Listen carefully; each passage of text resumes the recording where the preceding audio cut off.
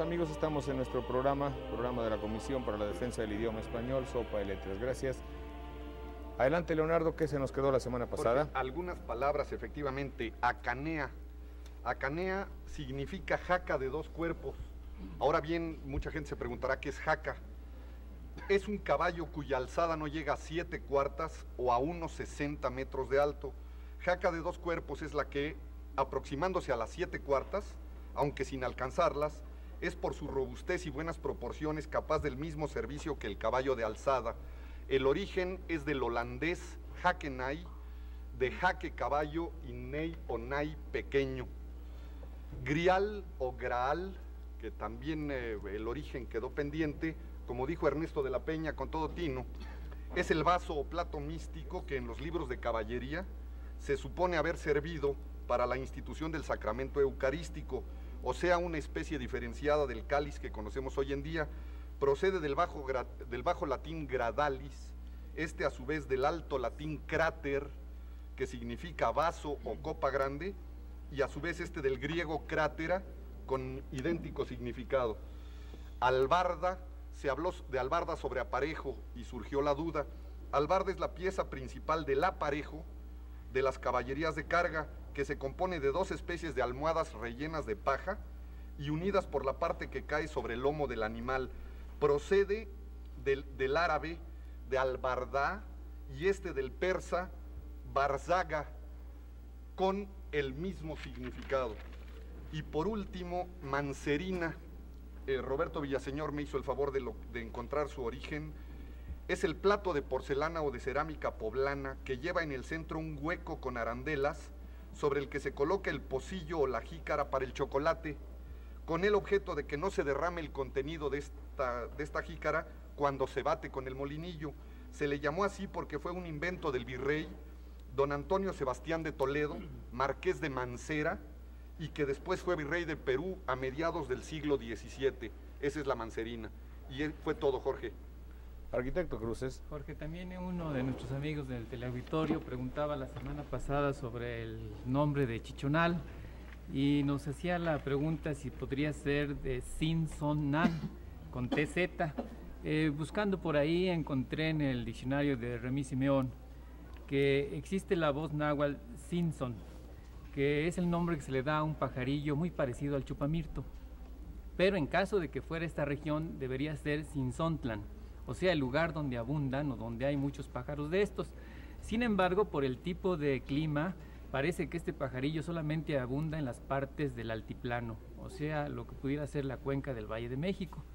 Y más bien entonces, yo repito la etimología que dimos hace algún tiempo y que hoy nuestro amigo Rosas en la mañana lo volvió a comprobar, el hecho de que es chichonal por el hecho de una planta, una especie de palma pequeña, que da un fruto espinoso y que lleva ese nombre de chichón, lo cual pues queda creo aclarado que es chichonal por esta planta que abunda en la región de Chiapas y parte de Tabasco.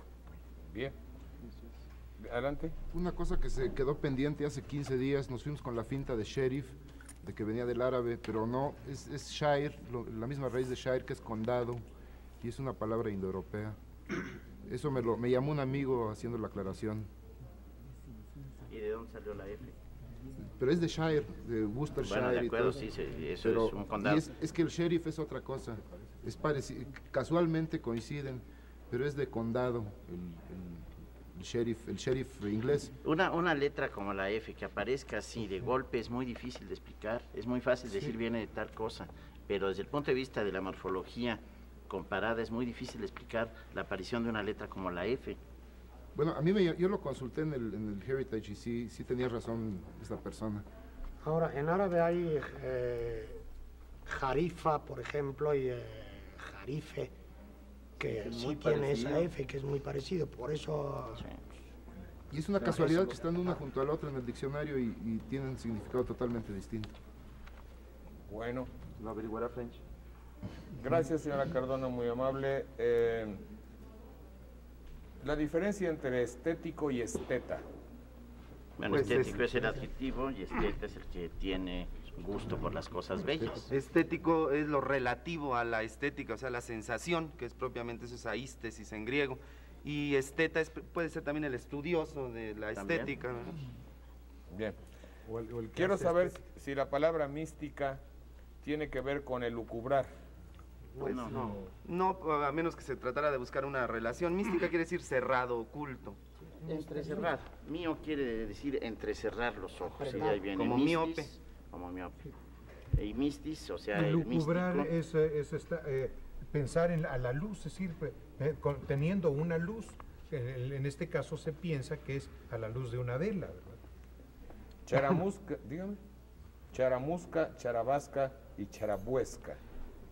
Charamusca muy probablemente sea onomatopéyico como chicharrón y este tipo de palabras, por precisamente la elaboración del dulce que truena en el momento que se realiza. Pero, ¿cuáles son las otras? Charabasca. Pues las otras dos nunca las he oído. Bueno, de charamusca puedo hacer. Sí, claro. Bueno, en Tabasco le llaman charamusca a los pedazos de madera que están chamuscados. Viene algo así como de chamuscar o charamuscar. Y la charamusca parece un palo de azúcar cocida o azúcar. Lo más probable es que charamusca venga de chamusca y por lo consiguiente de flamusca o liamusca. Nada más que con influjo gallego, ¿verdad? Ahora, la última, la segunda, no recuerdo cómo va. La segunda es charahuesca o charahuesca es una flor. Es la dalia precisamente. Es la dalia amarilla, la dalia silvestre, la otra no sé qué será. Arquitecto, volviendo a lo de Sensontle y todo esto, no es 400, no tiene el sentido de 400. Sí, no, ¿verdad? pero es Zen Sontli, sí es 400, porque se refiere a una vez 100, 2 veces 100, en la forma en que se va contando, sí. Bueno. Pero en este caso es sin, es invertido. Sí. Bueno. Jetatura. También es el que más. No, es italiano. ¿Ah, es italiano? Sí. La yeta, Mala suerte. la yeta es la mala suerte y la yetatura es el embrujo que se hace para que el otro para que tenga mala suerte otra persona. Yo creía que la jeta se refería a la cara. Yetatura, mala cara. Dura no tiene nada que ver con dura. No, más bien tendría ¿Qué cosa es yeta? el sentido de yetar, del jetón, de la ficha. No, bueno, pero entonces sería con G. De yettare es G. Aquí es yetta, con J. Con J, es yetta. Para quitar la yetatura, en algunos países de Europa Central, tenía que ir una anciana decrépita a escupirle a alguien en un ojo para quitarle la... No, es que la yetatura es el mal de ojo precisamente. Pero para quitarlo, te tenías que escupir en un ojo. Bien. ¿De dónde la expresión por angas o por mangas? Pues mangas es la idea básica de ahí, ¿no? Y angas se busca solamente por similitud fonética. Ahora por mangas. Debe ser un juego Andar fonético buscando. nada más. Sí, claro. Porque a veces también se dice por angas, mangas o tangas. Hasta le añaden otra. Yo quiero insistir, Jorge, en que yeta tiene alguna connotación de cara, porque pasó a España como italianismo, y recuerdo muchos versos en donde hablan de la jeta con J como cara, como sinónimo de cara. ¿Sí? Por eso insistí en que yetatura puede ser una cosa de cara. Pues si hay mal de ojo y todo esto, muy probablemente. Sí, pero Pancho, es que no tiene nada que ver la palabra jetatura con cara, sino es como dice Arrigo Cohen, es una maldición, es una mala suerte. Podría ser. Esto es semántica, pero estoy diciendo etimológicamente. No, pero semánticamente cara equivale a ojo. Claro. Por ejemplo, visage. Seguramente. Semánticamente es lo mismo. Y por eso hablaba del escupitajo en el ojo. Puede ser. Puede ser. Los versos a que yo me refiero son aquellos que ustedes conocen, que se llaman también la desesperación de los franceses. ¿Te acuerdas, Ernesto? Dijo un jaque de Jerez con su faja y traje majo, de Jerez con su ¿verdad? faja y Traje majo. Yo al más guapo del juego atajo, o que jaque de ajedrez. Y un gitano que al jaez aguijaba un jaco cojo, cogiendo lleno de enojo, de esquilar la tijereta, dijo al jaque, por la jeta te la encajo si te cojo. Ahí está jeta, un italianismo usado como cara, ¿verdad? Sí, muy probablemente. Está bien. Y jeta con J, ¿eh? Sí. No, pues sí. Hipo no es verbo, ¿verdad? Hipo es... Hipar. ¿Cómo se puede decir la acción del hipo? Yo hipo, tú hipas, el hipa. Hipar. Que sí es muy onomatopéyico, por supuesto. El hipo. Escamocha, ¿usted sabe lo que es la escamocha, mi querido maestro? Sí, Jorge, varias veces lo hemos explicado aquí, que es generalmente los residuos de la comida cuando ya se van juntando de diferentes platos.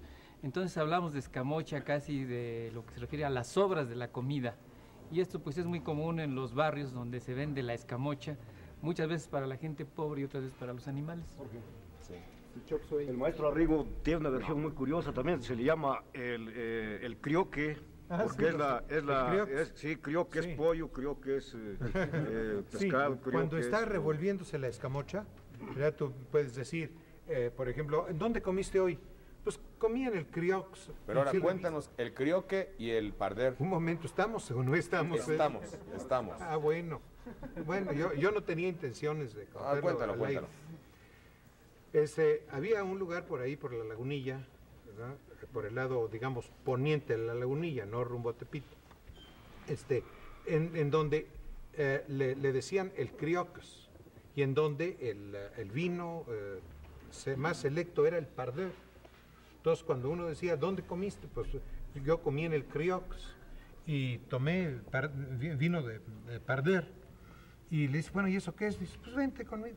Y el criox era una escamocha que estaba dando vueltas y donde por una determinada cantidad te dejaban meter un palito para ver qué sacabas, y cuando sacabas algo, pues decías, pues creo que es pollo, creo que es res, o creo que es esto. Y luego dice, bueno, y el famoso vino, Pues es parder, alcohol parder, vaya, para arder. Bueno, gracias señor Fortino Muñoz, quien hace referencia al contenido de estos programas, cosa que le agradezco mucho. Dice que tienen un contenido y así lo pensamos y ojalá el público también lo interprete así. El chop suey es camocha oriental. Sí, sí. No existe el chop suey más que fuera de China.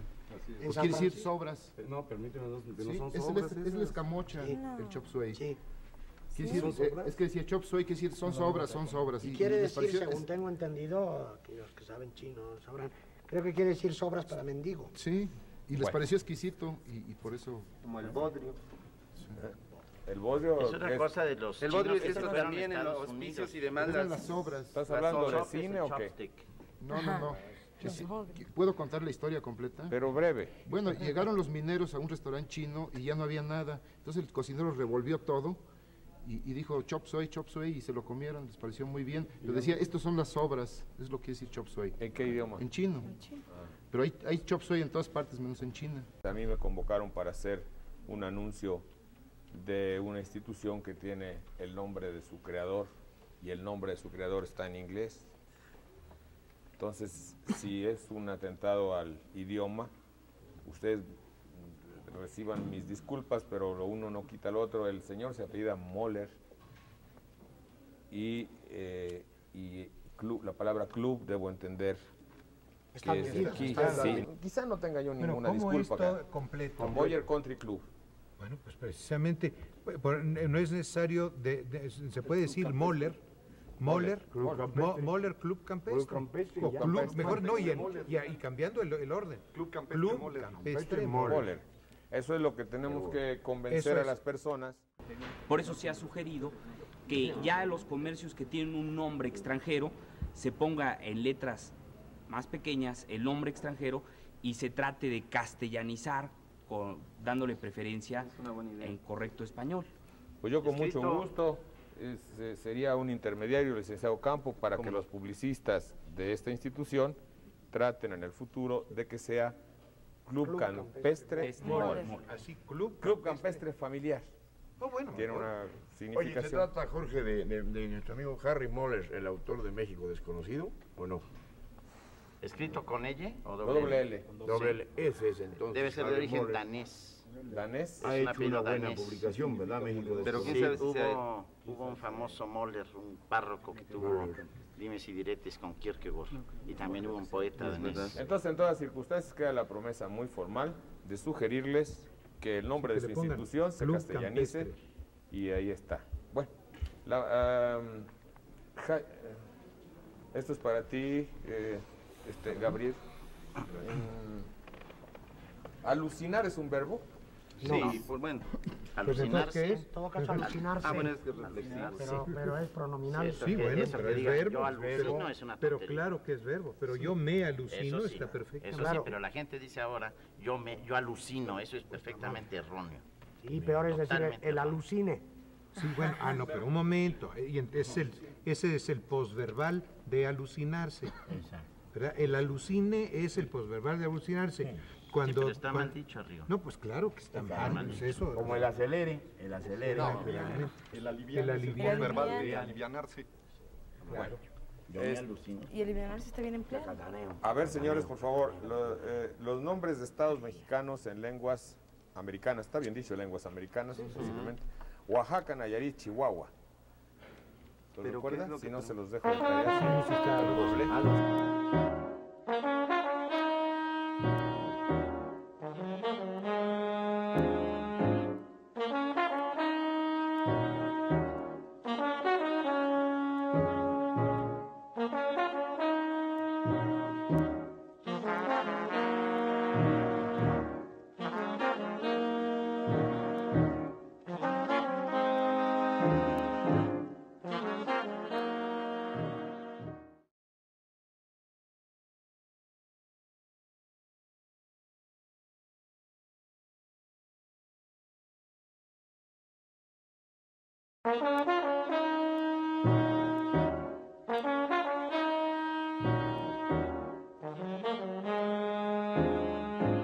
Que le pongan vengan a su programa Escamocha de Letras, señor Suárez. Está bien, sí, está bien, y lo invitamos a él como primer convidado.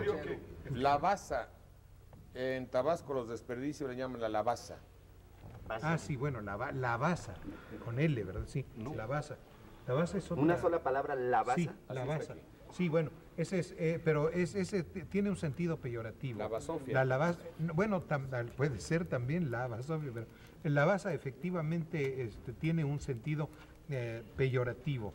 Lo que queda y empieza a podrirse es la Baza. Sí, sí. Por ahí quedaba pendiente implementar, creo. Sí. Se había mencionado. Sí, implementar uno de estos anglicismos que se están dando muchísimo. Se implementa un proyecto. En realidad creo que debería ser instrumentar. Bien, que también es muy nuevo, es un neologismo. Sin embargo, Jorge, también es perfectamente latino, implemento que sí existía en español, como complemento, de labranza. suplemento, etcétera. Implementos de labranza, por ejemplo, pero esto es precisamente poner los instrumentos necesarios. Dice aquí palitroche, debe decir palitroque, ¿verdad? Creo. También se dice palitroche. ¿Es la banderilla? Una banderilla es un palitroche o palitroque. Es un diminutivo un tanto despectivo de palo. Exacto. A ver, ustedes, ¿alguien conoce el amargo de angostura? Bueno, es un condimento que se hace a base de estas hierbas de preferencia amargas y aromáticas y que precisamente sirve para aromar y para darle un ligero sabor aperitivo, o sea, amargo, a distintas bebidas, de preferencia a aperitivos, precisamente. Al vermut y eso. Sí, al vermut se le dan se llama, el hecho de lo que sirves al hacerle así a la botellita, se llama golpe. Entonces tú pides, por ejemplo, deme un vermut con 2 golpes de angostura, y le das así. Bueno, para ustedes podría ser lo mismo un volante que un manubrio. No, un volante, como su nombre lo indica, debe estar girando más o menos libremente según lo embragues o no lo embragues. Ese el volante. Llamarle un volante a la rueda del conductor, del que maneja al timón, es simplemente una extensión de la idea de volante. Ahora, un volante siempre es un manubrio, o generalmente lo es porque se utilizan las manos para... No. Volante es correcto usar para manubrio porque es de volvere, dar vuelta, es perfectamente lícito. En ese sentido, sí. Entonces también. No es ninguna extensión a mi juicio, es de volvere. Al ser de volvere, dar vuelta, es correcto usarlo para manubrio. Lo que pasa es que es más amplio el término volante que manubrio, porque tú echas hojas y son volantes. También, claro, ¿verdad? Vuela. Porque vuelan. Pero también si das vuelta a una cosa es un volante. Sí, bueno, por eso se llama volante la rueda ¿sí? La rueda libre, es el volante por excelencia, que se embraga o se desembraga según se quiera que pase su energía a los ejes de donde sacas Sí, pero el volante de automóvil para también manejar, es para lo que dar dice, vuelta. sí, es para dar vuelta, pero lo que dice Carlos Laguna, yo estoy de acuerdo, es un manubrio también. Sí, se le llama volante, pero es manubrio. Si es un volante de mano, sí. Claro, se juega un volante para manejar. El manubrio no necesariamente tiene que ser redondo, es decir, circular como el volante. Como el el de las volante sí es bicicletas, ¿no? El circular, manubrio puede ser de las Sí. bicicletas. Ahora, el volante, en el otro sentido que decía el maestro de la Peña, los papeles que se dan y que vuelan, pues en un sentido ya metafórico. viene de volar, no de volver. Claro, en ese sentido se entiende una elipsis, hojas volantes generalmente. Exacto. Y curiosamente en asuntos políticos, muy recientemente ha aparecido el verbo volantear, como botear cuando se pide cooperación, etcétera. Son términos que creo va a ser necesario aceptarlos tarde o temprano, de una manera legal, digamos. Técnicamente la diferencia entre volante y manubrio es que el volante da toda la vuelta completa y el manubrio nomás hace así. Y el manubrio es el de las bicicletas, nada más, porque es este movimiento. Y el volante da todo. Carlos, ¿cuándo se usa hubiera y cuándo hubiese? ¿Son sinónimos? Son exactamente lo mismo. Ambos son pretéritos de subjuntivo. Entonces, todos los verbos en pretérito de subjuntivo, todos los verbos más o menos regulares, es decir, sin excepciones muy especiales, tienen las dos posibilidades, que yo comiera o comiese, y se puede utilizar cualquiera de los dos. Lo que no se puede usar así es hubiere, porque ese es futuro. Ahora, es curioso que en España se tiende a usar la forma en ese y en México en era. Entonces, decir volviese, por ejemplo, en hijo suena extraño. Y en cuanto al futuro hubiere, por ejemplo, en el caso de haber, se está desapareciendo. Y entonces utilizamos el pretérito. En lugar de decir si mañana hubiere una función, decimos si mañana hubiera. Pero en derecho se sigue utilizando ese futuro de subjuntivo. Sí, claro, ¿no? Y es muy elegante. En todos los códigos verán el futuro de subjuntivo. Y por ejemplo, algo que se usa mucho, ¿no? Eso de caiga quien cayera. Debe ser caiga quien cayere. Tenemos una llamada telefónica que en este mismo momento vamos a constatar. Ah, caray. Digo, fíjate que no dije checar. No, pero ¿por qué no dices comprobar? Dice, soy el dueño de Moyers Country Club. Le vamos a cambiar a Club Campestre Moyers. Aprobada su sugerencia, señor Saldaña. Firma Manuel. Ay, qué bonito. Nobleza, sí sirve de algo. Nobleza obliga. Yo no cobraré mis altísimos honorarios por rehacer el anuncio. ¿Está claro? Otro aplauso.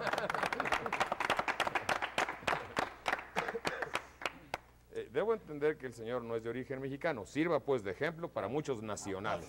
Claro. Bueno. Pues es muy fácil, señora Martínez. Le foi d'automne. Quiero saber su significado. Le foi d'automne. Las hojas de otoño. Sí. Es un libro de Víctor Hugo. Le feuille. Y por otro lado, Jorge, también existe le feuilleton. Y le feuille mort.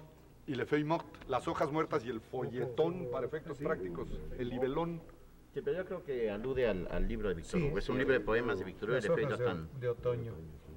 Bueno, en la baraja española, gracias don Rubén Pabello Acosta, mi ex jefe del diario de Jalapa. En la baraja española, el rey de copas tiene una leyenda, dice, ahí va. ¿No Sí, lo es verdad. recuerdo? Sí, cierto. Sí, es verdad. Significado. Sí, no la... Hay que averiguarlo. Sí. French. Sí. El rey de copas, en el sentido barajístico sí, de es la verdad. palabra, ¿eh? La leyenda del rey de copas, sí. No la leyenda aquella de que un mudo que habló cuando le llegó la carta, ahí va. ¿Dices tú que fue un mudo? Eso es lo que dicen, que un mudo habló por primera vez, que recuperó el uso de la voz. Bueno, esa leyenda que está muy generalizada sirve de base nada menos que a Finnegan's Wake de Joyce. De Joyce, Es la historia de un albañil muy borracho que muere precisamente por eso. Entonces, cuando ya está tendido en su ataúd, todos sus coborrachos lo están pues despidiendo y celebrando simultáneamente, y en el momento en que destapan las botellas, él vuelve a la vida. Entonces el juego que hace Joyce ahí es que wake es velorio, y Finnegan's Wake es el velorio, pero to wake y to awake es despertar, y entonces hay un juego de palabras ahí. ¿Utilizó usted la palabra, alguien de ustedes, apañar, o si no, qué es apañar? No, apañar tiene varios sentidos. Uno es tomar, recoger algo, y otro también es arreglar. Esto es especialmente usual en España. Vamos a apañar esto. En realidad viene de poner paños. Poner paños. Y en el caló se dice que apañaron a alguien cuando lo detuvieron, lo llevaron a la cárcel. Cuando la policía lo llevó a la cárcel. Gabriel, y también en la Germanía de Lampa, en lugar de apañar a veces dicen afanar. Curiosamente. Me afanaron. Afanar es robar. Sí, es un calor. Sí.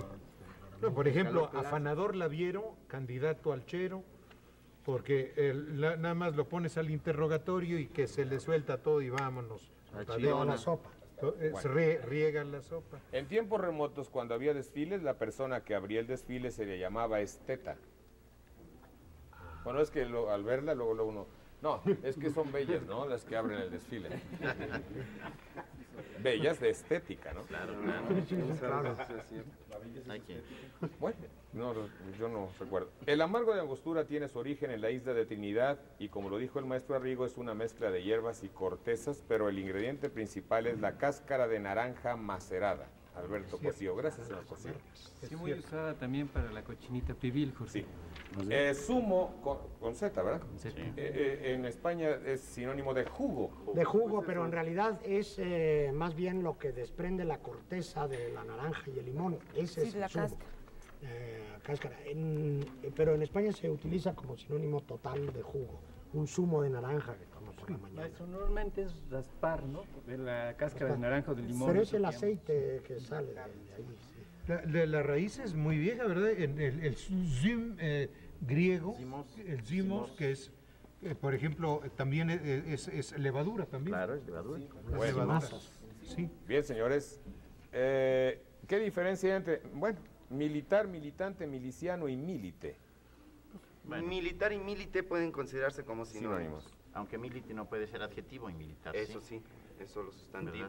Militante. Luego, militante, el que Fulano de milita. tal, milite del Partido Comunista. ¿Cómo no vas a...? No, bueno, militante del Partido Comunista. Pero tú puedes decir una actitud militar y no una actitud milite. Eso es ¿verdad? Ahora, la diferencia entre militar y militante se me ocurre, militar es estrictamente las cuestiones relacionadas con los asuntos bélicos, con el ejército, y un militante ya por extensión pertenece a una agrupación, aunque no necesariamente se dedique a actividades castrenses. Viene de miles quiere decir soldado, Por militaris es el derivado, el adjetivo derivado. ¿Y miliciano, señores? Y miliciano es un militar, pero militar de un ejército popular, yo así lo entiendo, de un ejército del pueblo. Uno que milita. O sea, un ejército que en realidad no es el ejército regular, sino la milicia es un ejército popular, ¿no? Es el caso de Costa Rica, ¿no? En Chile se llama también milicos o milicos a los militares, como una milicos. En otros países les llaman- Axcan Náhuatl. Vale. Axcan Náhuatl. Ashcan es ahora. Dice Axcan Náhuatl. No, está. Ahí cuando Va. Bueno, ahí el Ashkanquema. Escanquema. Yo quería decir eso en las 13 preguntas en vez de correcto. Ashkanquema. Escanquema. Jorge. O si no hay otro, Ashcale.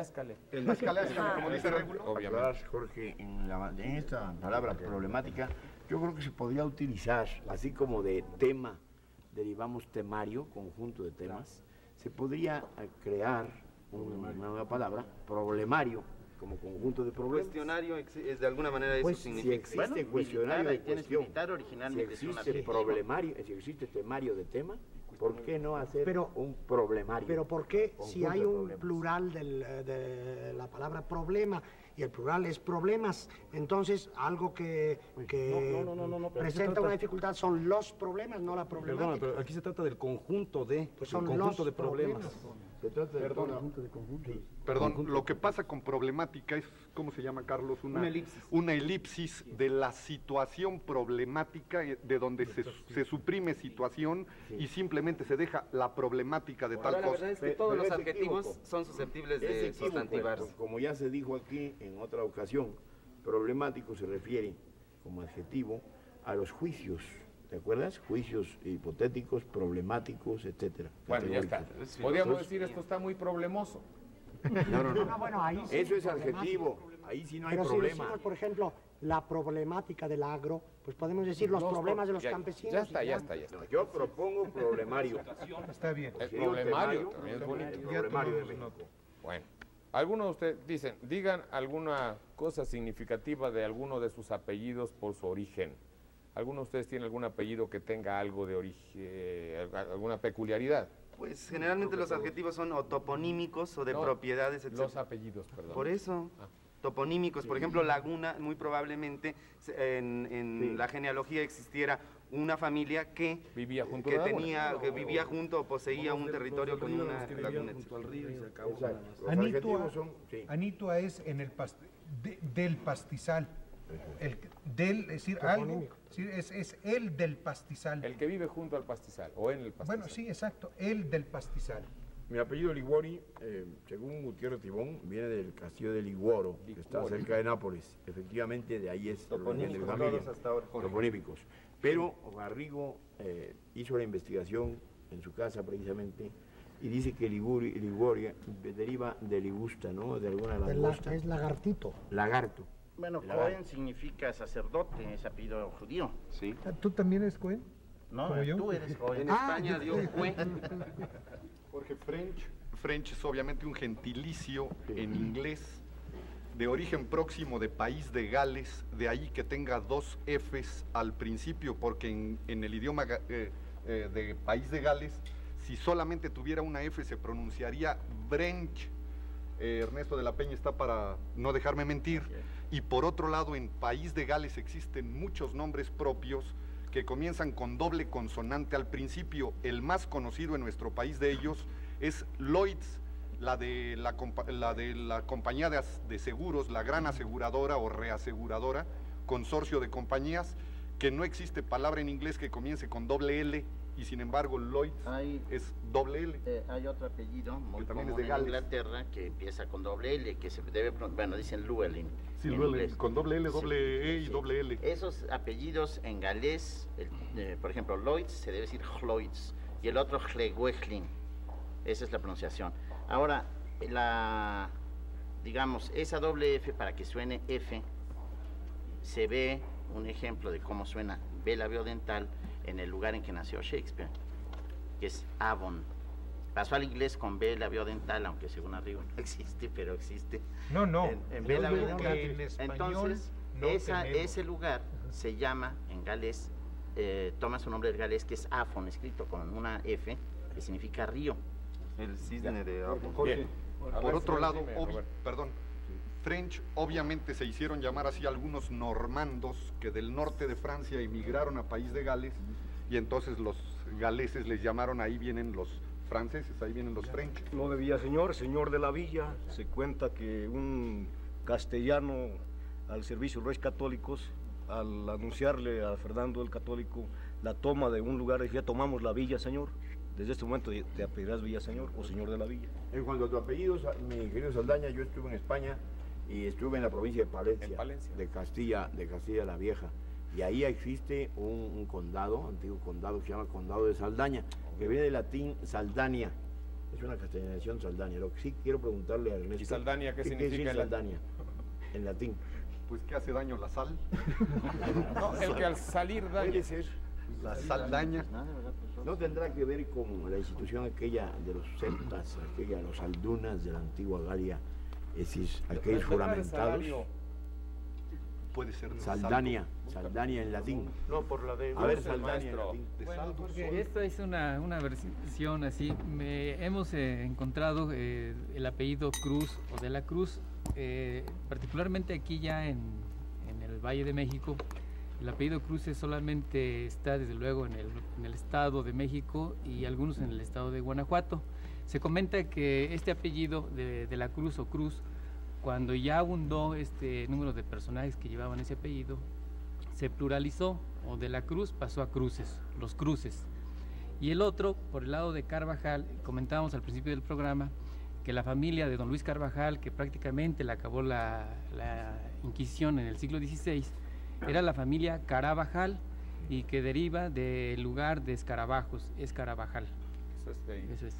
Ahí en las vigas por días dicen, allá en Calos Aguilares, Claro. donde vive Sí, la sí, familia se pluraliza Aguilar. tradicionalmente el apellido. En casa Eso de los Aguilares. suena bonito. Bueno.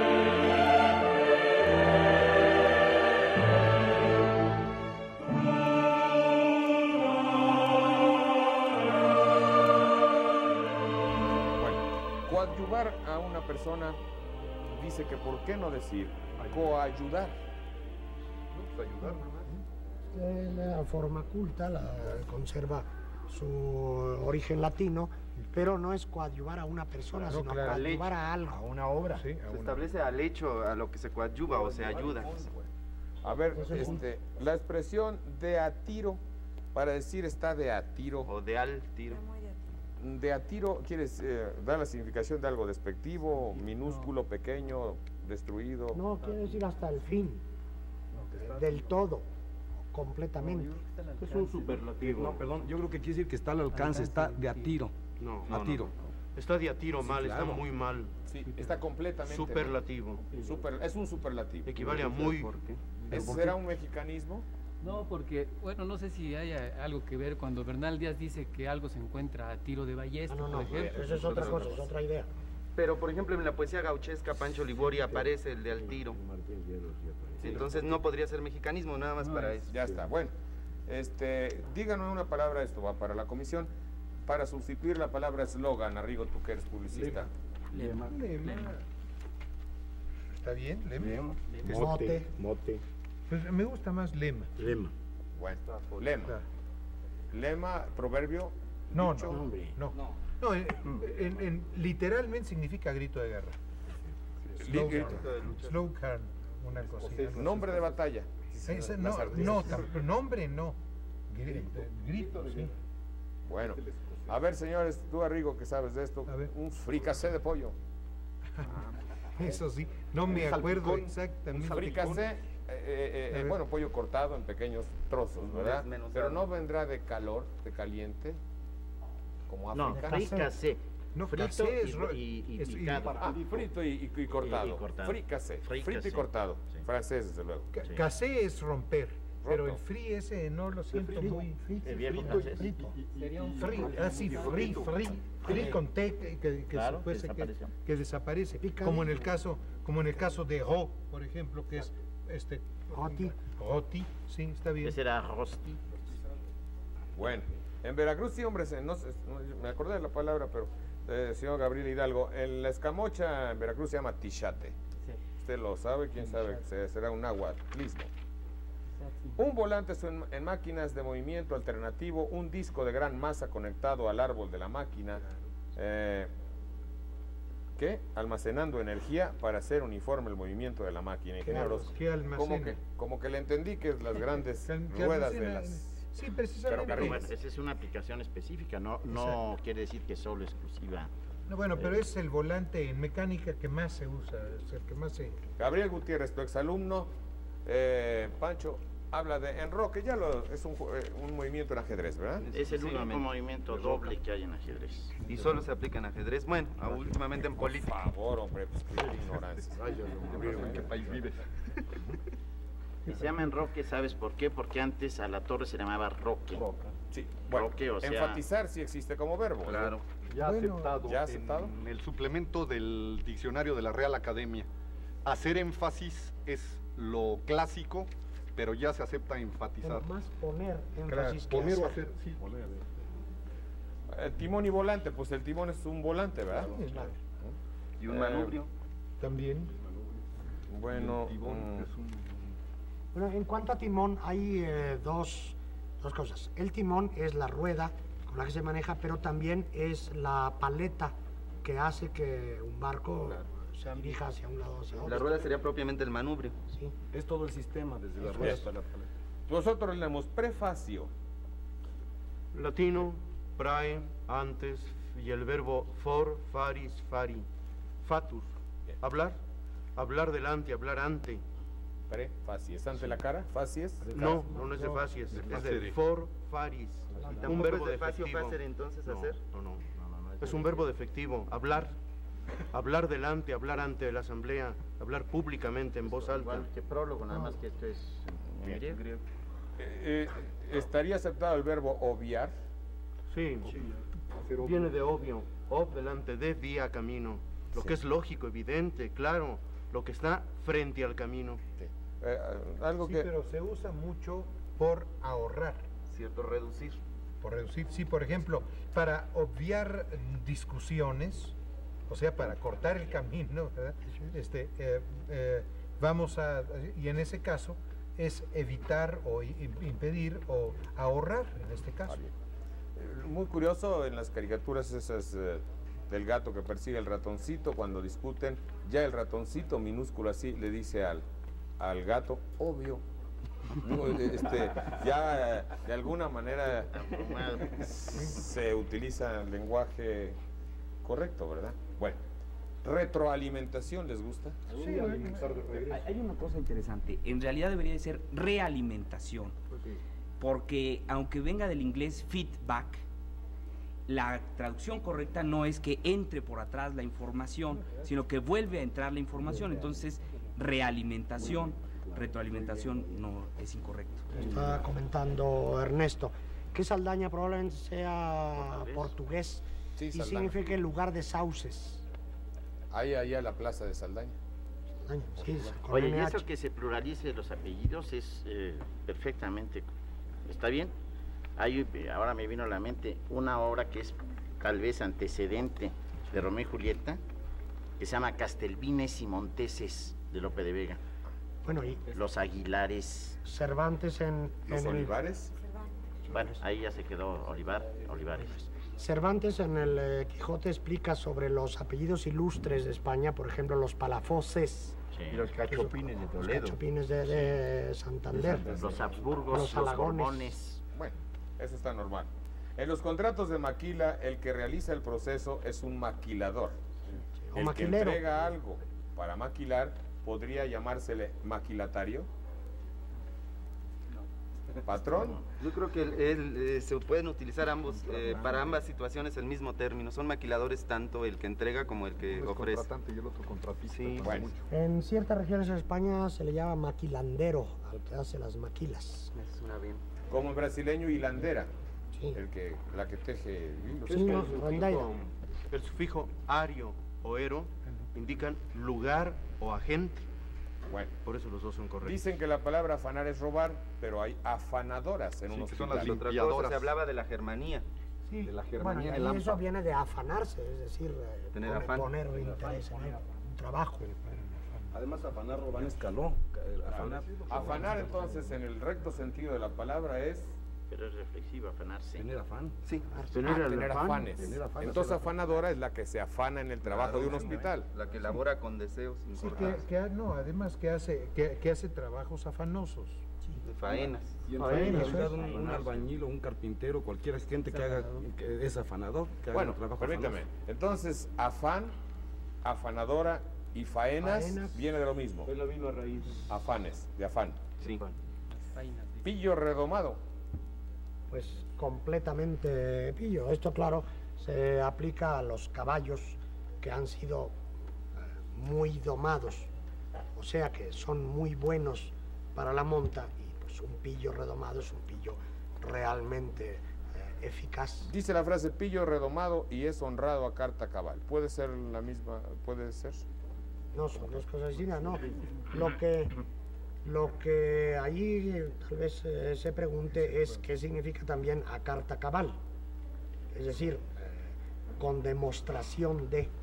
Con documento que garantice. Bueno, siguen hablándonos sobre volante y está concluido. Gracias, profesor Acosta. Ahora, yo creo que lo de carta cabal viene de que había cartas partidas también. O sea, carta cabal es cuando no se ha roto o rompido, como se decía antes, no se ha roto ni rompido una carta. Tú dabas en prueba de algo y de ahí viene carta partida, que es también para un contrato de navegación, que se hacían coincidir los dos pedazos de la carta. Entonces, carta cabal es que no estaba rota. Señora Graciela Corona, si es tan amable, nuestro programa La Palabra se transmite, creo que a las 7:45 los domingos, ¿verdad? Al cuarto para las 8 los domingos por la mañana, ahí está. Bueno, esto ya ha estado. ¿De dónde? Esto de Gambusino ya lo hemos visto mucho y nunca supimos de dónde. Macuquí. ¿Cómo se dice a los que son de Niza? ¿Nizuas? No, esto en francés. Nizardo les dicen, Nizardo, así les decían Nizardo. antiguamente, Nizardo. Incluso de ahí viene una cosa muy curiosa, porque se trató de descubrir cuál era el origen de Antón Lizardo, la bahía de Antón Lizardo, y resulta que nadie atinaba, y decían que se trataba de un Lizardi. No es cierto eso descubrió Pompa y Pompa, revisó todas las bitácoras de los barcos y toda la cosa aquella de la entrada, ¿verdad?, al puerto, y encontró un tal Antonio de Niza. Entonces, era una deformación jarocha eso de Lizardo, ¿verdad? Los jarochos oían, los venezolanos oían Antonio Nizardo, Antoine Nizar, y decían Antón Lizardo. Ellos oían Antoine Nizar en francés, es decir, Antonio de Niza, Antoine Nizar. Y ellos, por sus oídos, decían, por oír mal, decían Antón Lizardo. Y de ahí Pero el gentilicio francés Total, no común existió. de Niza es Niçois. Claro, Con Sevilla. lo que dijo él. Sí, y además que, si tú recuerdas, hay una cosa excepcional que es la ensalada. La ensalada deliciosa la niçoise, que lleva precisamente hierbas de la temporada, ese es el chiste, que sean hierbas de temporada, de preferencia las verdes, y lleva también anchoa y lleva huevito cocido, picado, es deliciosa. Y por cierto, en un restaurante de la zona rosa quisieron ponerlo tan en francés que lo pusieron sin la cedilla y con diéresis en ahí, entonces Nicoise en lugar de Niçoise. En atención al otro amigo televidente que llamó preguntando Gambusino, a la conclusión que llegamos hace algunas semanas de las dos versiones más verosímiles son, porque en Sonora y en el noroeste de la República también se le dice cambusino, con C al principio, de que un gambusino, como sabemos, es un buscador de minerales. Entonces venía de que venían aventureros justamente a ofrecer trabajo. Cambi, si me puedo ocupar con algunos exploradores norteamericanos que estaban por ahí. Y la otra posibilidad es que venga de gamble business, que quiere decir negocio por azar, o sea, un poco los aventureros. Son las dos versiones más próximas. Hay una tercera, la gambusia, no sé qué cosa en latín. Es un pescadito. Que busca en el fondo del océano su alimento. Los ríos más bien. Que lo citó justamente Arrigo. Son las tres posibilidades. Ese se llama pez gato, el que anda buscando en el suelo. Pez gato que tiene grandes bigotes, por eso lo llaman gato. Dejere. ¿Por qué marginan al doctor Brull? Oye, que no has hablado, hombre. Es de los marginados. Acaba de hablar. Que es muy tímido. Uy, aquí es una llamada. Puedo decir mi apellido. A ver, Brull. En la provincia de Barcelona hay un pueblo que se llama igual que yo, que tiene 300 habitantes. O tú te llamas igual que el pueblo. Sí, y es famoso por el tambor del Brull, que en una de las batallas iba el tambor y le volaron un brazo y siguió tocando el tambor. Por eso es famoso el tambor. ¿Y Brull quién era? Es un pueblo. Brull era el polladrilo catalán, el de Brull. Voy, pero con esto, bueno, salió la sobrina de Veracruz hacia México, no ha regresado, 22 años, blanca, alta, ojos grandes, pelo negro, largo. No creo que regrese. No se ha comunicado. Bueno, señor, pero no dice cómo se llama la sobrina. Favor de comunicarse. Teléfono 730-67 de allá de Veracruz, señora Marta Ugalde de Río, esposa de Fausto Río Patrón. Saludos afectuosos amigos, pero no nos dio usted el nombre de la señorita, pero yo creo que seguramente se comunicará. Bueno, Vini, Vidi, Vinci, maestro. Son una frase célebre de César, de Julio César, por lo menos a él se le atribuye. Son tres pretéritos perfectos de indicativo. Veni, yo vine o yo llegué. Vidi, pretérito perfecto de video. Vi, vici, el pretérito perfecto del verbo vinco. Vencí. No Vinci, como yo digo. No. Vici, 4 letras. Llegué, vi, vencí. A ver, dato histórico. Es la frase que pronunció César cuando venció a Pompeyo en Farsalia. En Farsalia, exacto. Veni, Sí, no Veni, es Vidi, Vici. Se supone que sonaba Weni, Widi, Wiki. Según los Según, no, según las últimas tendencias de la... Según los erasmistas. según las grabaciones. Según las grabaciones.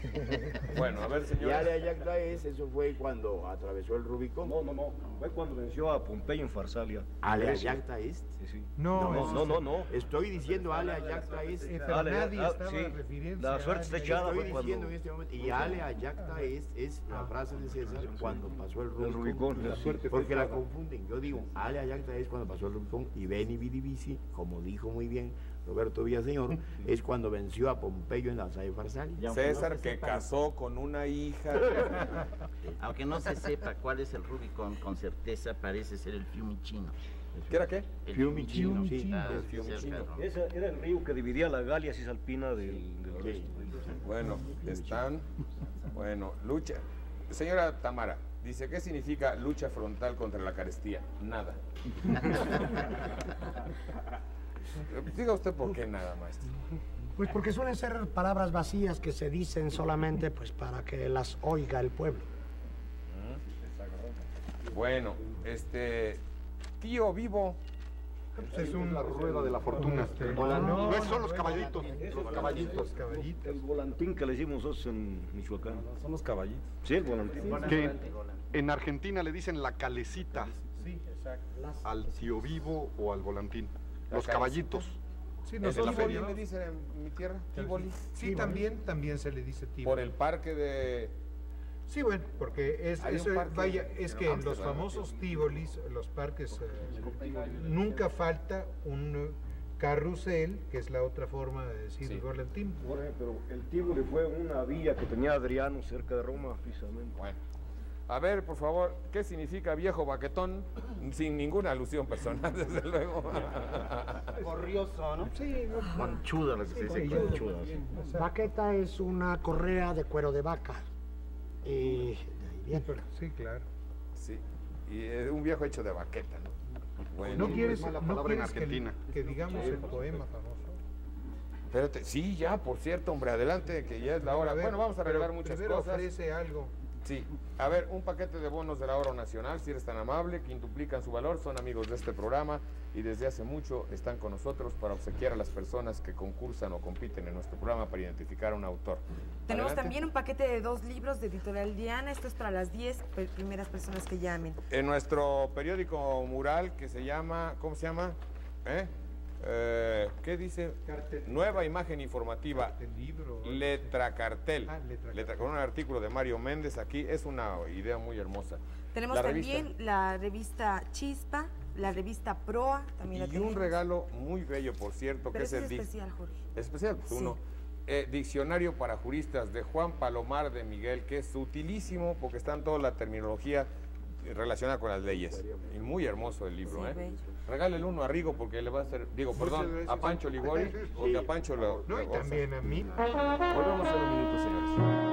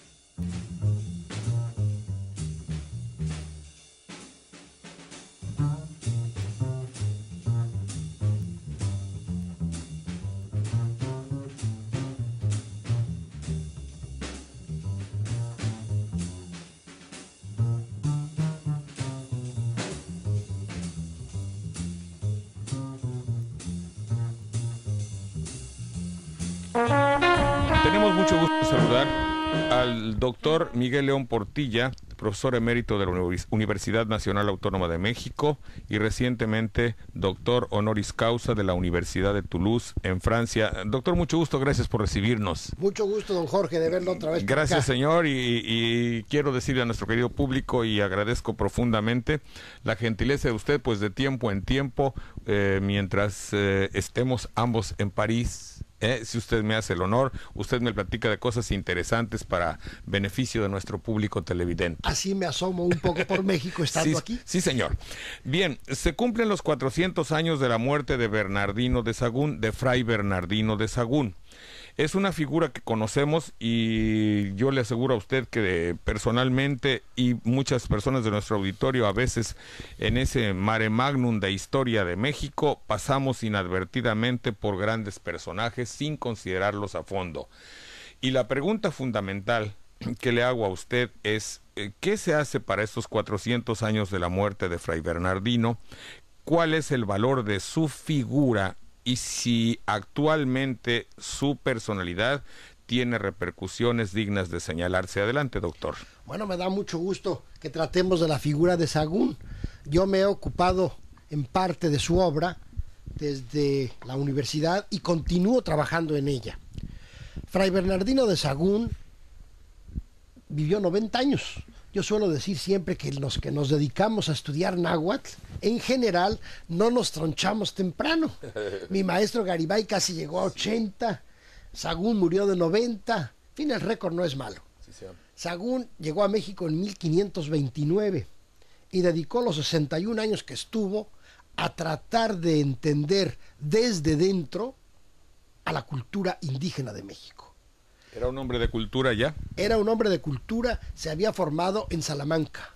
En Salamanca, el Instituto Indigenista Interamericano, cuando yo era director, pusimos una placa junto al aula de Fray Luis de León que dice: a Fray Bernardino de Sahagún, padre de la antropología en el Nuevo Mundo. ¿Qué significado tiene la obra de veras de Sahagún para nosotros hoy? Yo pienso que es una obra de valor permanente. ¿Por qué decimos que es padre de la antropología? Sahagún llega, al principio cree, él dice, que los frailes franciscanos han convertido ya a todos los indígenas. ¿Se acuerda usted que dice Motolinía que bautizaban en un día 10,000 y luego añade, no, creo que eran 20,000 y así unos números tremendos, ¿no? Y él dice, llegamos y creímos que estaban todos bautizados, pero empezamos a rascar y vimos que era apariencia, dice él. Y entonces dice, yo quiero conocer la cultura porque pienso que no se puede llevar a cabo conversión alguna si no conocemos a aquel con quien yo quiero entrar en contacto. Sahagún era un misionero. Tenemos que entender eso, que era un misionero. Su primer propósito, por consiguiente, es entender la cultura indígena, claro está, para implantar el cristianismo. Esa fue la intención primaria de Sahagún. Pero a medida que Sahagún se va ahondando en el conocimiento de la cultura indígena, de lo que era el hombre indígena, de lo que era la relación del hombre indígena con la naturaleza, con los misterios de la divinidad, Sahagún dice, pero caramba, si esta gente echa el pie delante a otros pueblos tenidos como clásicos, echa el pie delante a los romanos y a los griegos, dicen muchas cosas, y entonces se enamora de la cultura ya por sí misma, ya no solo como misionero que pensaba cambiar la religión y la manera de pensar, sino que se interesa como humanista. Y entonces, ¿qué hace? Va de pueblo en pueblo, comienza en Tepepulco, ahí cerca de lo que hoy se llama Ciudad Sahagún, con razón, porque ahí comenzó sus trabajos, y tiene charlas con los viejos que conservan la tradición, con los viejos que tienen sus libros de pinturas y que se los traen, y él dice en largos parlamentos como gusta hacer a estos naturales.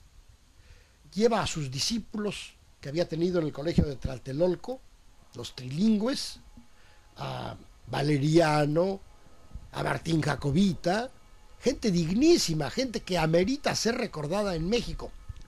Yo le decía precisamente hace poco tiempo a una persona en la Secretaría de Relaciones que así como en el Paseo de la Reforma hay una serie de monumentos a héroes distintos, en la prolongación del Paseo de la Reforma hacia Tlatelolco se podrían poner las efigies de estos grandes hombres gracias a los cuales se rescató el conocimiento de la cultura prehispánica. Y lo que tiene para nosotros de significación es esto. Es un intento de captar al otro desde sí mismo. Es decir, no como yo quisiera entenderte. Claro. Que es la falla de la cultura moderna nuestra, ¿no? Hierran mucho un pueblo con otro porque no entiende quién es el otro, ¿no? Eso es. Obviamente que en aquella época la carrera, el título de antropología no existía. No existía. Eso es quizá uno de sus méritos. Es uno de sus méritos. Consideramos que él se convierte en un antropólogo, perdón de usar aquí el giro francés, avant la lettre. Sí, antes de existir, antes de. Sí. ¿Verdad? Eso es lo que hizo Sagún. La realidad también que es una antropología muy dulce y muy cristiana, puesto que, por lo que usted dice, tenía un gran respeto por la personalidad y la manera de ser de los indígenas nuestros, ¿verdad? Así es. Gracias a él tenemos esa relación que les pide a ellos, a los viejos que habían estado en la conquista, les dice, quiero conocer de ustedes cómo vieron la conquista. Y los otros les dicen, vamos a narrar lo que vimos, lo que contemplamos con nuestros ojos. Sí. Fíjese qué maravilloso, ¿no? Pues ahí era reportero. Era reportero, sí, reportero, claro. Sí. Y dice, todo lo que ellos me van dando, me lo dan por pinturas, es decir, por sus libros y por sus testimonios. Sí. Inventa todo el sistema que después se desarrolla de informantes que tienen los antropólogos para averiguar de las costumbres de otra cultura. Pero Sagún no los ve como antropólogo, que es él, no los ve como informantes pasivos, sino que conserva los nombres de todos los médicos que le dan los remedios magníficos de la medicina prehispánica. Él registra los nombres, es decir, los trata como iguales. Y hay momentos en que le dicen algunos émulos envidiosos, no falta siempre al que haga algo que le sale su émulo envidioso, ¿no? Sí. Y dicen que yo he inventado mucho de todo esto. No es cierto. Si les preguntan a los viejos los textos que yo tengo aquí transcritos, dirán que eso es lo que ellos sabían por tradición y lo que estaba en sus códices. Eso es. ¿Y se va a señalar de alguna forma esta tan hermosa personalidad de Sahagún en México? En México se ha hecho ya algo. A mí me tocó dar un ciclo de conferencias sobre él en el Colegio Nacional. Entiendo que otras personas también en Tlatelolco, en donde está el archivo y biblioteca de la Secretaría de Relaciones, que lo preside la doctora Patricia Galeana de Valadez, también están pensando en hacer una serie de eventos en torno a Fray Bernardino, que vivió allí, fue uno de los fundadores del Colegio de Santa Cruz de Tlatelolco. Sí. En Europa también se está haciendo, aquí en Francia, en España. Usted sabe que tenemos aquí una serie de colegas, que por cierto acaba de morir uno de ellos, muy distinguido, el señor Jacques Sustel, ¿verdad? Pero hay otros muchos, Georges Baudot de Toulouse, Jacqueline de Durand-Forêt aquí en París, Manuel Ballesteros, José Alsina, otros más en España, los hay también en Holanda, en Alemania, en Inglaterra, y todos ellos están muy interesados en que no se nos vaya este año sin hacer una mesa redonda de discusión de la obra de Sahagún. Bien, se distingue pues la personalidad de alguien como Bernardino de Sahagún de la intención, iba yo a decir mercantil un poco, de los encomenderos que iban a conquistar y a ganar dinero y a traerlo, ¿no? Yo diría que se distingue completamente, ¿no? Totalmente, sí. Como lo negro y lo blanco, ¿no? Así es. Sí. Bien, señor, mucho gusto, muchas gracias. Muchas gracias a usted.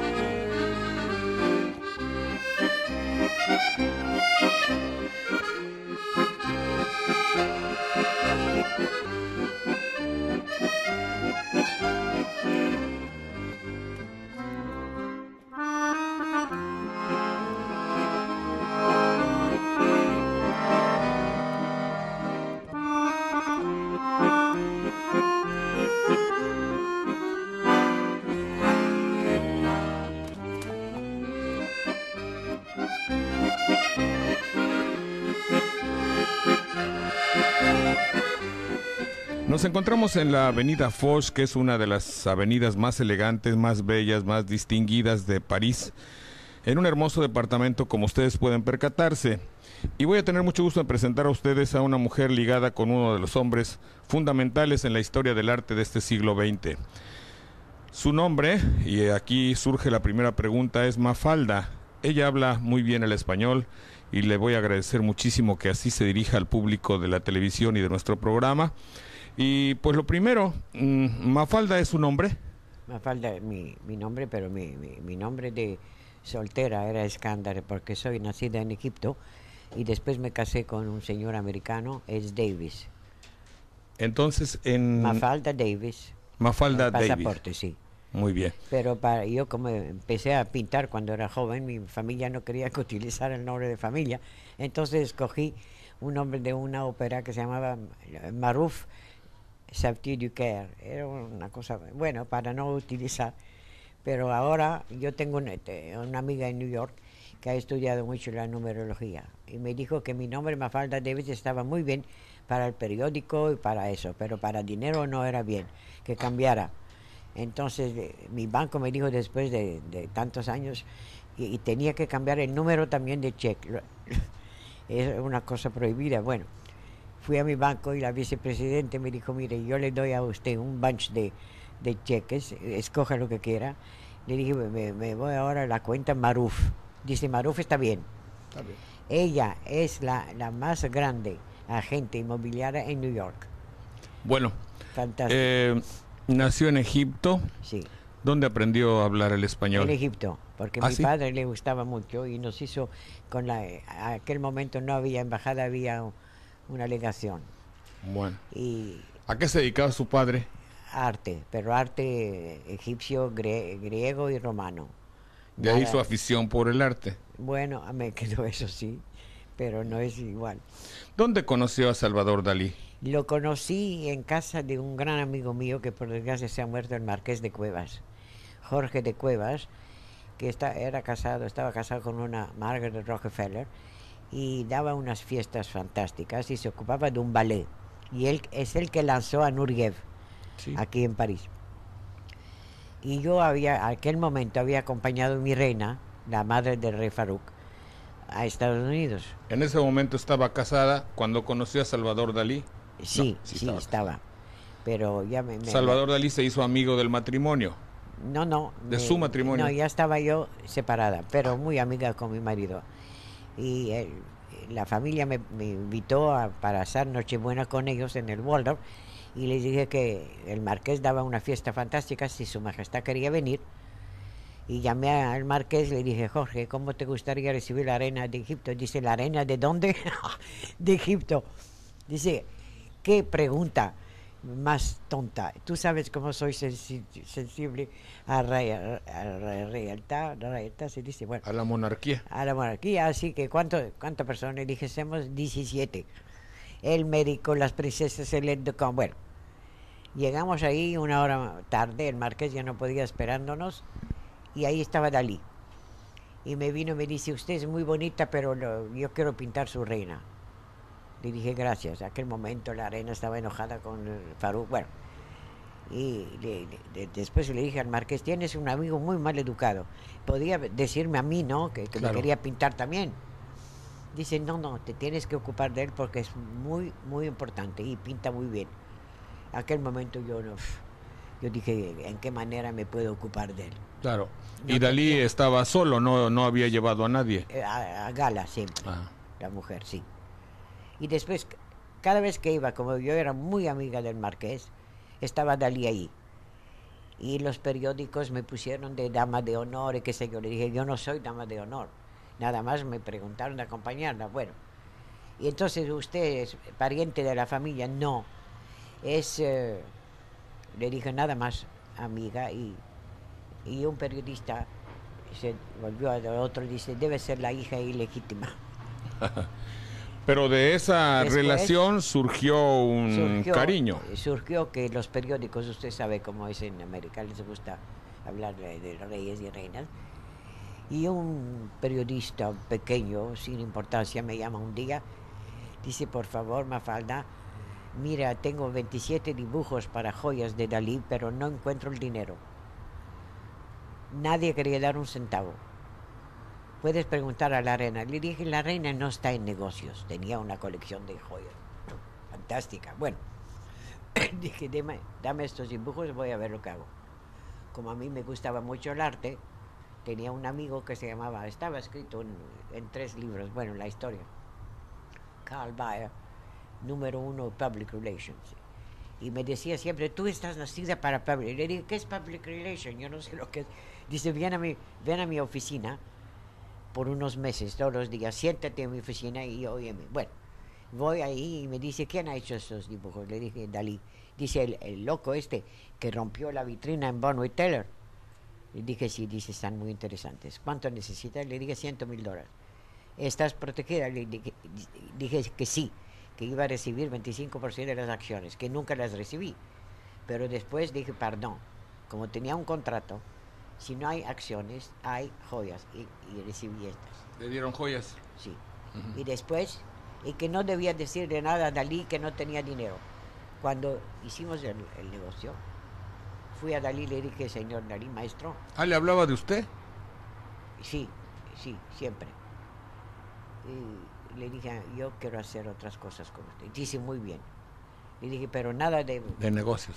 No, de negocios sí, pero nada de basura. Todo oro. Muy bien. Y yo tenía una renta muy buena de mi marido en el Waldorf y todo eso, pero... ¿Pero ya se habían separado? Sí, pero éramos muy amigos y yo hice muchos negocios para mi marido y me daba bastante dinero. Pero aquel momento Dalí cobraba $1,000 o $1,500 por un dibujo. Bueno, y yo tenía mi renta, pero no suficiente para comprarle muchos dibujos. Entonces me puse a trabajar en Public Relations, al grado que me invitaron a Harvard University a hacer una conferencia. ¿Y usted fue Public Relation de Salvador? No, era amiga nada más. Pero yo le he traído muchos negocios, un edificio entero en la calle 59 en Lexington, y le decía siempre, a mí no me dé comisión. Todos los secretarios de alrededor querían comisión. No, a mí me da lo que quiera. Y me dio. Y como yo sabía que le gustaban los regalos así, nada de importante. Y vi un día un pájaro en hueso. Y como iba a Barcelona a verlo, estaba él en el Ritz, yo fui al Ritz para enseñarle una obra para tener su aprobación, ¿no? Para cada pieza, por escrito. Y llegué a las 9 de la noche y dije, ¿qué le voy a molestar? Le mandé el pájaro de hueso a su suite. Y me senté en el bar. Entonces llega Dalí y dice, ¿qué usted está haciendo aquí? Sola, recogiendo. Hombre, le dije, pero por favor, no quise molestarlo. Dice, es usted que me mandó este pájaro. Venga mañana que le voy a dar un dibujo, pero se lo doy y me espera en París. Y fue esta pieza fantástica, que es la impresión de Dalí del famoso poema de Omar Khayyam, El pan y el vino. Ahorita lo vemos. Cristal de rosa, bueno. Y después... ¿Cuántos años tuvo esa relación con 30. Dalí? Pero al final ya había cierto cariño, cierto aprecio. Bueno, los periódicos siempre, como hice muchas exposiciones después, me preguntaron si yo había tenido una aventura con Dalí y le dije no, probó pero no insistió. Eso es, pero la señora Gala se enojó. No, era muy amiga mía porque yo le traía todo. Bueno, ella tenía un complejo porque Dalí era tan popular, ella no. Y un día cuando hicimos las primeras piezas de oro ahí, Galushka, ven a ver lo que Mafalda ha hecho, que es maravilloso. No me interesa, dice. Bueno, claro. Entonces me dice, usted tiene a Dalí para que mi impresión, le dije, porque yo quiero que usted me diga si le gusta. Era así, pero yo tengo muchas cartas de ella, muchos cables que voy a poner. Estoy escribiendo mi libro. ¿Y de Dalí no tiene cartas, sí, cables, donde ocasionalmente haya algo donde sí la quería, ¿no? Bueno, Diego, no, una sí. vez empezó mi libro y empecé a escribirlo. Una chica lo vio en el St. Regis en New York, donde él paraba, y vino y dice, señor Dalí, ¿le puedo saludar? Dice, sí, como no, como era bonita, que se siente. Y dice, yo conozco una señora que está locamente enamorada de usted. Dice, ¿quién es? Todas las mujeres me quieren. Dice Mafalda David. No está enamorada de mí, tiene un delirio por mí. Buenos días. Y algo de eso era cierto, un poquito, ¿no? Bueno, era peor, yo creo que era mucho más fuerte que si habíamos tenido una aventura, porque las aventuras se acaban. Pasan. Entonces era amor del bueno. Hasta el último momento, él decía siempre, ella me interpreta mejor que lo que yo hago. Claro. Y sí, esto se tradujo en que Dalí no tuvo hijos, ¿verdad? No, Gala estaba casada antes con Paul Eluard, el famoso poeta. Sí. Tuvo una hija.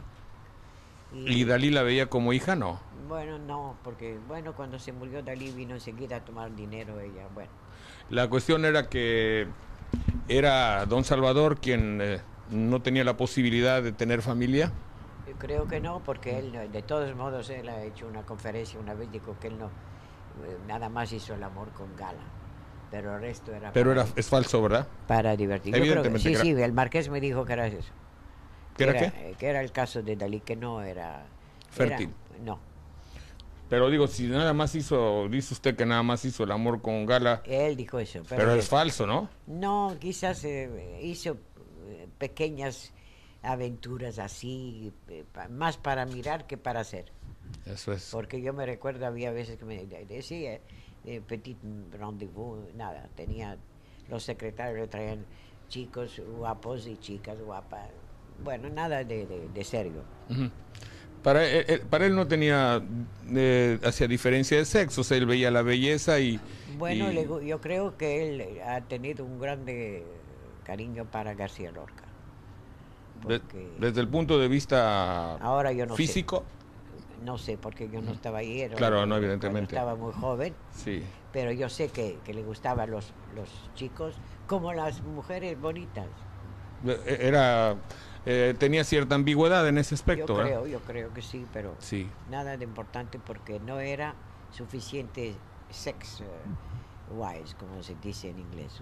Bueno, la realidad es que en un hombre así no se ve tanto sus inclinaciones sexuales, sino el producto de su genio. Yo creo que esto era más fuerte que todo en su vida. Sí. No creo que tenía nada. ¿Usted se acuerda si tuvo algún...? Bueno, él a Gala la quiso mucho porque ella dejó, el momento que conoció a Dalí no tenía nada. El padre era notario en Figueras, bueno, y empezó y dejó a su marido para Dalí. Y se fueron enseguida a New York. ¿Y la perdonó Paul Eluard a Gala? No, creo que eran amigos, porque... ¿Después? Antes, empezaron por ser amigos.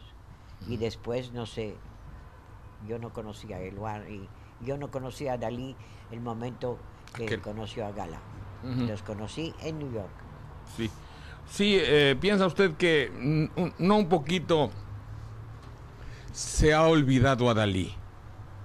No, quiero explicarle un poquito la pregunta. Sí. Su personalidad, el tiempo, su larga agonía, no sé cómo ha ido, si sus cuadros han subido en el aprecio. Han subido. ¿Sí? Yo le voy a enseñar. Yo quería hacerla en México, pero después no me entendí con el joyero grande ahí. Yo hice plata para poder comer, porque lo de oro no se puede tocar. Y un amigo mío compró, se la va a enseñar después. Sí. Es como la de oro, pero se puede comer. Y compró un set de 6 piezas y puso en Christie's en diciembre 89. Él me pagó $6,000 para las 6 piezas. Hizo $31,000 antes que se muera Dalí. Imagínate. Ahora, los cuadros valen una fortuna y no se encuentran. No hay muchos. Me siguen llamándome de Londres, de todas partes. ¿A usted la heredó Dalí? Yo no, pero a mí me dio, yo le compré y él me dio, porque yo le hice mucho. ¿Nunca posó usted desnuda para Salvador Dalí? Sí, una vez me dijo, y paré, que tienes unos pechos lindos, se los quiero pintar. ¿Qué era lo que usted más apreciaba de...? No, me dijo, quiero pintarlo, quiero verlos. Y le dije, si me da el cuadro, está bien, si no, no. Entonces, claro, se lo dio, ¿no? El cuadro. una vez fui a verlo en su casa, dice, le compré una peluca blonde, ¿cómo se dice? Rubia. Rubia, y usted se va a sacar su t-shirt y se va a sentar sobre esta silla que acabo de dibujar de cucharas, todo era con grandes cucharas, y me voy a retratar con usted. Y tengo el retrato de Dalí cerca de mí, ahí sí, nadie va a saber que es usted. Y me enseña sus pechos. ¿Y se retrató usted desnuda con él? Desnuda, no, nada más los pechos. No, los pechos. Pero, ¿Y la publicó esa foto? No se publicó, no. Lo voy a publicar yo en mi libro. En su libro. Stop. Sí. Bueno, entonces, ¿usted cuántas piezas tiene de Dalí? Bueno, yo creo como 30. Porque tengo más que hacer. ¿Cómo que hacer? Le voy a enseñar. No, ahorita me dice. Ahí, sí. Es un candelabro que tengo que hacer de oro ahí. Ajá. Y los dedos se tienen que mover un poco y las rosas se abren y se cierran. Ah, como que tiene usted los diseños. Y los moldes. Ah, los moldes también. Tengo un molde ahí que le voy a enseñar. ¿Y después. puede hacer una pieza o muchas? Yo quiero una. ¿Y romper el molde? Sí. Hasta 6 es considerado único. ¿No se volvió a casar, Mafalda? ¿Quién? Yo no. Usted No. es una mujer bella. No sé, no. Tuve oportunidades, pero no sé. Como que no queriendo la cosa, la presencia de Dalí. Mi trabajo ya, no me deja tiempo para nada. Pero ahora ya no trabaja, ¿o sí? ¿Cómo ¿Qué no? hace? ¿Qué hace, Mafalda? Estoy acabando las otras piezas. Tengo mucho trabajo. Y tengo, espero poder hacer un museo. Porque Dalí me dijo, un día se va a despertar con un museo. Claro, y es un museo que va a estar hecho a la memoria de Dalí. Bueno, sí, se va a llamar Dalí, pero me han preguntado en Monte Carlo. Ahora vamos a ver, si no va a ser, creo, en Alemania, vamos a ver. Mafalda, ¿no le molesta que alguien diga Mafalda fue la amante de Dalí? No me gusta decir mentiras, porque fui mucho más que amante, yo creo. Claro. Amante no ha tenido Dalí para... Bueno, hace un año me invitó, antes de morir, el pobre, 44 personas éramos, de todos los museos a España, para inaugurar la Fundación Gala Dalí. Y tengo un retrato ahí que le voy a enseñar, el rey nos recibió. Estoy retratada con el rey Juan Carlos. Puede tomar la fotografía si quiere. Sí. Bien. ¿Qué proyectos tiene usted para su museo? ¿Ya en algo concreto? ¿Ya tiene...? Por el momento estoy negociando, no sé todavía. Espero que va a ser muy pronto. ¿Qué dice usted de tanto cuadro falso que hay de Dalí? Y si no los hay, dice la gente... cuadros no, de litografías. Litografías, sí. Pero están todos en la cárcel. ¿Ah, sí? Porque tiene el experto de Dalí, que se llama Robert Deschamps, que si usted lo quiere interrogar es muy interesante, sí. Porque él puso a toda la gente en la cárcel. Y ahora, ¿Él tiene algunos ejemplares falsos de Dalí? Sí, seguro, ¿eh? Yo no. No, él. Él le va a decir lo que son, si quiere. Pero, no, para verlo, para compararlos. Bueno, ¿no? Yo no sé si tiene, pero si no los ha rotos, porque que los va a guardar cuando es falso. Claro. Pero es muy interesante, porque fue es de todas las salas de ventas sin certificado de Dalí no vale nada. Y ahora los reyes están en un grupo para proteger la obra de Dalí.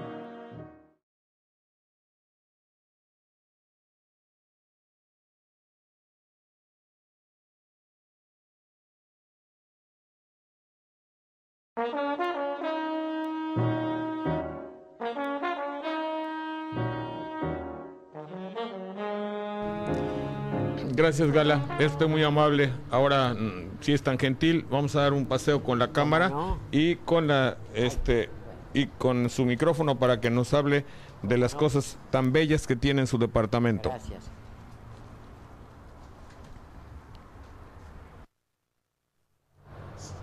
Bueno, aquí tenemos los bigotes de Dalí. ¿Quiere explicarnos, Gala, qué significan estos que parecerían unos pincelazos y que finalmente se convierten en sus famosísimos bigotes? Bueno, él los vio así.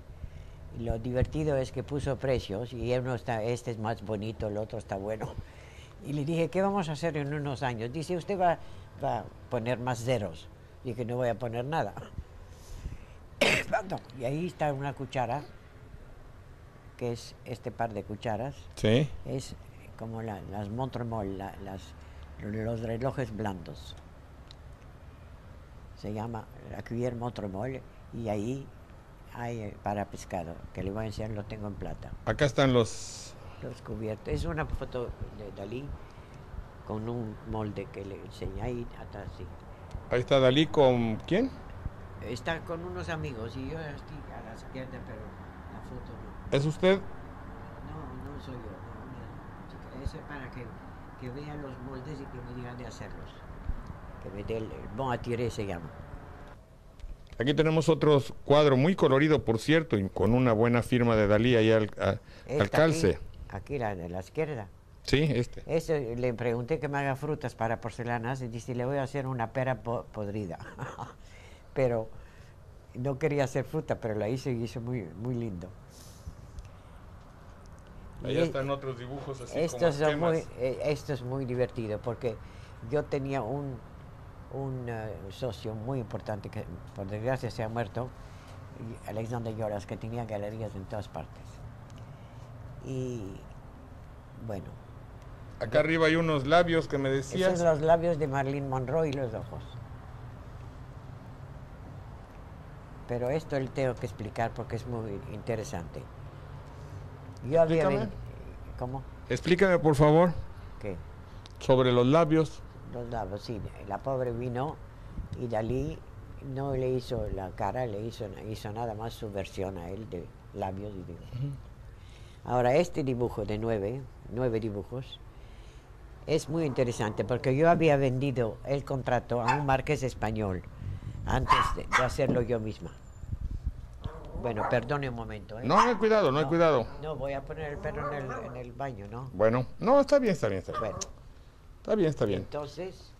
Bueno, acá tenemos la paleta del pintor, ¿verdad? Sí, déjeme explicarle que es muy interesante esto. Yo había vendido, como le dije, este contrato a un marqués español y Dalí hizo los primeros 3 lindos, este grande y bueno, y los cubiertos, y el marqués no le gustó y no quiso pagar la otra parte. Y el contrato era $6,000, pagó 3,000 y no quería pagar más. Entonces lo compré yo con mi socio. Y cuando le dije a Dalí que yo tenía a Yolas como socio, me dijo, no están listos los otros. Y los otros 3 los hizo sobre cartón de zapatos. Porque dice, es grande de España, pero pequeño de cabeza. Que no entendió nada. Entonces dice, en noviembre le daré los otros. ¿Y son dibujos? ¿Son dibujos para realizar en metal? Para realizar como realicé la cuchara y el reloj que está aquí de oro. Sí. Bueno, lo interesante es que en lugar de 3, me dio 9. Ahí está. Y ya son como diseños, ¿verdad? Diseños originales. Y tengo los moldes. Bien. Ahora esto es la palette. Perdón. Que voy a hacer un espejo con esmalte. Y aquí están 2 guaches para cosas de toro, ¿cómo se dice? Para torero. Las cosas de toreros, ¿cómo se dice? Curso de toro. Que los hice en Sèvres. Le voy a enseñar después. Sí. De abajo. ¿Este dibujo qué cosa es? ¿Qué cosa? Este dibujo que estamos viendo Va a ser ahora. un candelabro. Es el diseño para un candelabro. Sí, que lo voy a hacer de oro y los dedos se van a mover muy lentamente y los botones de oro se van a abrir y cerrar, pero todo muy lento. Sí. Todo coral. ¿Este es un plato? Para hacer un plato, sí. ¿Cuál es la cabeza. ¿Es de Dalí eso? Dalí, sí. Pero está muy reproducida, ¿verdad? Muchas, hicieron 3.000. Bueno. ¿Este es un dibujito que le hizo sí, a usted? No importa, lo voy a poner aquí. Sí, para que haga la vitrina, que la voy a hacer. Para vitrinas. Únicamente para los cubiertos de oro que usted va a ver ahora. Sí. Montremort, Este cuadro es solamente con sus firmas, ¿verdad? Únicamente, sí. Porque yo le pregunté que me dé eso para ponerla para los tejidos. ¿Es una acuarela? Acuarela, sí. ¿Original? Original, sí. Aquí no hay otras cosas. Le voy a explicar aquí. Ahí está su famoso reloj blando, ¿verdad? Sí, una de ellas. Ahora, bueno, esto es interesante, ¿eh? Es una acuarela que me ha hecho para hacer ¿cómo se dice? Para champagne, para mover el champagne. Con un guante de bisón blanco. El proyecto me lo ha hecho. Lo voy a hacer eso. Tenemos una pieza fundamental, bellísima, extraordinaria. Explícanos esa pieza, por favor, Mafalda. Esto es Cristal de Roja y es la versión de Dalí del famoso poema de Omar Khayyam, El pan y el vino. Y esos pájaros me los presté del Museo de Historia Natural él me preguntó, los aseguré y todo, y aquí pasa la luz, pero muy poca luz. Como la electricidad no está lista todavía aquí, bien, tengo miedo de hacerlo, pero miren las uñas y todo del pájaro. Perdone, señor, me dé ese dibujo. Y ese está hecho en pan, ¿verdad? ¿Está hecho qué? Digo, parece un pan abajo. Sí, sí, es un pan normal. Este dibujo ahí atrás, por favor. Ahí atrás. Ahí, sí, le quiero enseñar. Sí, sí, s'il vous plaît. Usted ve lo que del pájaro que yo le dejé, me hizo este dibujo, me dijo, espéreme a París y le voy a decir lo que quiero. 2 años y medio para acabar esta pieza. Y aquí está el sketch, que me lo regaló. Bueno. Ahí está. Pero digamos, Mafalda, que él hacía los diseños y usted realizaba las joyas. Eso, pero él me hacía también el molde. A ver, ahí que eso que está junto, eso ¿qué es? Es Un candelabro que se llama la mit. ¿Cómo se llama en español cuando las pieles, el animalito que come las pieles? ¿Las pieles y la madera? No, las pieles. Como una mosca que... Un insecto. Que come las pieles. Que se pone... ¿Cómo se llama en español eso? La mit, en francés es la mit. La mit es la polilla. La polilla. Él llamó a este pájaro polilla y la flamme, porque se siente. ¿Quiere que lo sienta? A ver, sí, claro. Un momento, tengo que ir a buscar... un momento, espérese, ahí tengo... Je n'aime pas.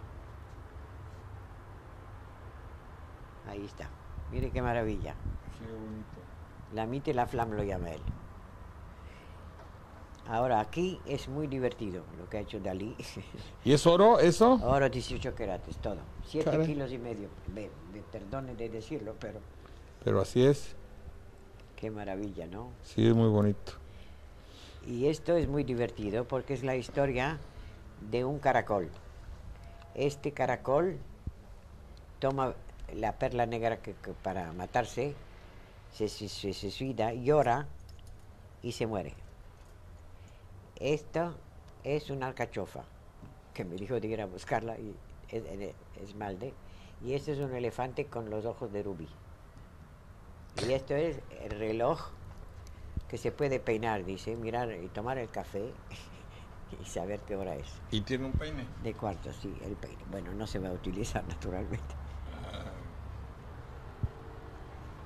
Bueno, esto también es de oro. Esto es un erizo que yo le había regalado de hueso y se mueve.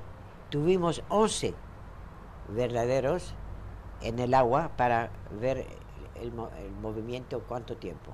Se mueve muy despacio, lentamente. Muy lentamente. Y esta taza, la que me dibujó ahí no le gustó, y esto me mandó de su playa, ¿cómo se dice? Coquillage. Y me hizo otra. ¿Una concha? Sí, me la mandó de su... ¿Todo esto va a estar en el museo de, sí, todo, de Dalí? Todo, pero los bigotes no los doy todavía. Bien. Usted es una mujer rica, ¿no? Bueno, todavía no, una vez que lo venda sí. ¿Y Ahora, ese vestido, Mafalda? Dalí me dibujó, yo le puse estas lentejuelas, pero está la firma aquí, como ve. Sí. Entonces usted, su trabajo es ¿qué, Dalí. realizadora o joyera o qué se puede No, decir? yo no soy joyera. Digo, no sé, No, artista de joyas. Bueno, pero yo las hago con los grandes joyeros. ¿Y esa que tiene en su brazo la puedo ver? Son las joyas que hice hace 1000 años que nadie quería poner un centavo. Cuando Dalí no era conocido. Bueno, ya empezó un poco, pero Todo está asegurado, ¿verdad? naturalmente. Pero también el seguro. Pero ¿Cuándo ahora, va a México? espero, no sé todavía. ¿Tiene amigas allá, verdad? Lola Beltrán es su amiga, ¿verdad? Sí, yo la quiero mucho. Le quiero enseñar aquí. Sí. Mire. Esto es, como le dije, la Venus con muleta, porque Dalí en todas sus pinturas puso muletas. Sí. Y esto es para un cenicero y puso un cigarro. Sí, en el ahí centro. está. A ver, ahí está dentro. Un verdadero. Es un collage de mariposas con... Ay. Ahí está un caracol rebelde, ¿verdad? No, ¿dónde está el caracol? No, eso es una flor que he hecho. No es Una magnolia. Sí. No, es muy linda esta. La Sí. hice en el año 62. Stop it. Y aquí es Cebres, ¿eh? Los Course de Toro. ¿Cómo se dice Course de Toro en español? ¿Corrida de toros? Eso es una corrida. Y no le gustó lo que hizo Cebres y pintó el torero de nuevo aquí. Y el otro es Cebres también. Muy bien. Mafalda, es usted muy amable por habernos invitado a su casa, donde recordamos algunos aspectos y pinceladas de el genio Salvador Dalí, y nos damos cuenta pues del exquisito gusto y delicadeza teniendo como amiga y confidente. Gracias. Eso sí, ¿verdad? Era amiga y confidente con cariño y amor a Gracias. Mafalda, ¿verdad? Le voy a enseñar una cosa muy interesante. Sí. Este cuadro está en el museo ahora. Es muy divertido. Usted ve, es una mujer desnuda, ¿no? Pero toma una lupa, ¿cómo se dice? Sí, una lupa. Una lupa y es Lincoln. A ver, así no, a ver, pongámoslo ahí. No veo la relación, pero en fin. Sí, la va a ver de lejos. Yo estoy viendo ahora una mujer desnuda ahí, Póngase de muy lejos, bella. De lejos va a ver que es Lincoln. ¿No es usted Mafalda? No, yo no. Debe ser Gala eso. Porque el pelo lo tenía así ella. Pero Y de lejos, lejos va a ver que es Lincoln. Es Lincoln y así lo puede apreciar el público. Qué cosa, ¿no? Ahí queda muy bien. Formidable. Y ahí se nota perfectamente sus dos ojos, su oreja, Todo. digamos el cuello, su barba. $600,000 pagaron hace Y 10 años. si la cámara viene más hacia adentro, nos damos cuenta del cuerpo que con esa extraordinaria sensibilidad de Salvador Dalí. Más Muchas lejos gracias. se pone, más se es ve. Lincoln. Muy bien. Gracias, Mafalda.